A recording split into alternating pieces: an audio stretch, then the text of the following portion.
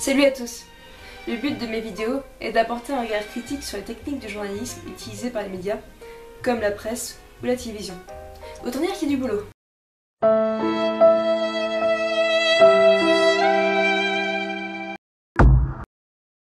Les sujets traités par les grands journaux écrits ou télévisés suivent généralement ce qu'on appelle la loi de proximité.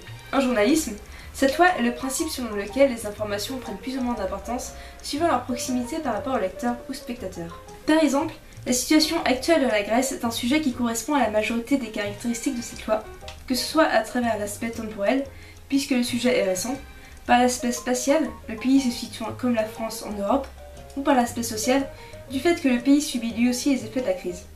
Mais c'est aussi, et surtout, à travers l'aspect affectif du sujet. Il entraîne en effet de fortes émotions chez les spectateurs ou lecteurs, dues à la montée en flèche de la misère et les conséquences extrêmes qu'elle apporte.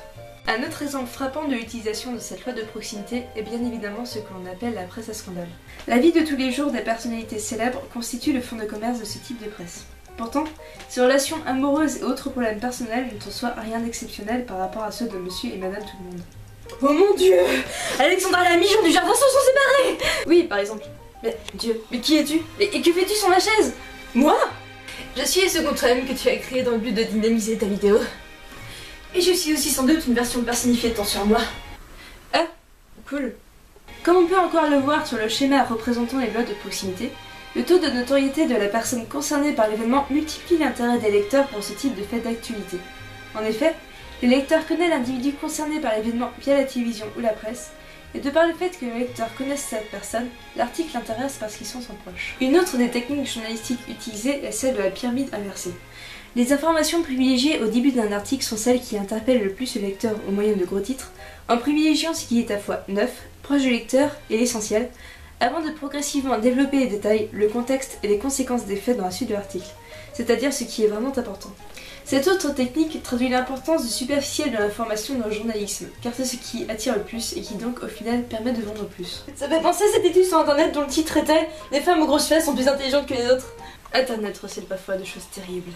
Le fait de jouer sur nos émotions nous influence dans notre façon de percevoir et de juger les sujets d'actualité, d'autant plus que ces mêmes sujets sont présentés de façon à nous orienter dans nos opinions. Si on ajoute le fait que l'article ou le reportage puisse avoir un rapport avec notre sens moral, il deviendra très difficile de conserver une objectivité nécessaire, pouvant vite nous faire passer pour des personnes amorales, voire insensibles. Avoir un avis différent de l'opinion publique entraîne souvent un repli sur soi, parfois même un rejet de la part de la société. La pression sociale, en partie dictée par la presse ou la télévision, joue donc un rôle majeur dans l'oppression qui influence indéniablement nos opinions. L'information soumise à ces règles incite le lecteur ou le téléspectateur à ne s'intéresser qu'à ce qui lui touche de près. Donc les informations auxquelles on nous pousse à s'intéresser sont souvent superficielles. Tenez, prenons l'exemple de la violence. Cette dernière se retrouve souvent en tête des informations les plus relayées, qu'elle concerne un meurtre passionnel ou une guerre. La violence fait vendre et contribue à un climat de peur et de non-recherche de la compréhension. Ce climat tente l'individu à privilégier la sécurité et l'individualisme, à rester chez lui et à ne jamais essayer de sortir de ses sentiers habituels. Car, après tout, ce que l'on peut voir dans les médias est censé être une fenêtre sur le monde, un miroir de la société d'ici et d'ailleurs. Malheureusement, ce point de vue est complètement biaisé par le besoin de rentabilité de l'information diffusée. Et c'est la société elle-même qui se retrouve finalement biaisée par la façon dont l'information est relayée, soumise aux bénéfices que les informateurs en tirent.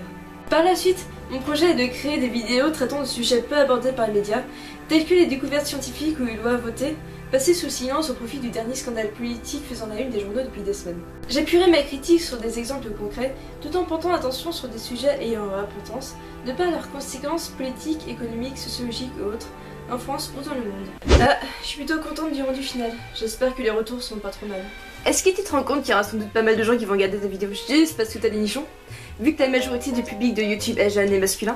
Bon, allez, bisous, à la prochaine!